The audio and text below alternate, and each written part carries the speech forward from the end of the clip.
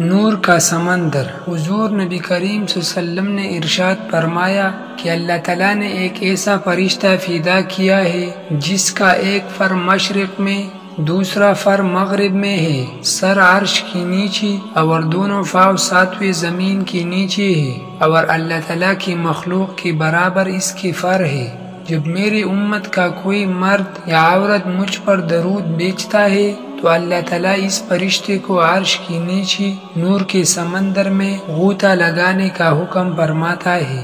وہ اسی وقت غوطہ زن ہوتا ہے اور باہر نکل کر اپنے فروں کو جاڑتا ہے تو ہر فر سے ایک ایک قطرہ گرتا ہے، اور اللہ تعالیٰ ہر قطرہ سے ایک فرشتہ فدا فرماتا ہے جو اس بندی کے لیے قیامت تک دعائیں مغفرت کرتا رہتا ہے۔ اس طرح کی مزید ویڈیو دیکھنے کے لیے ہمارا چینل ضرور سبسکرائب کرو۔ والسلام۔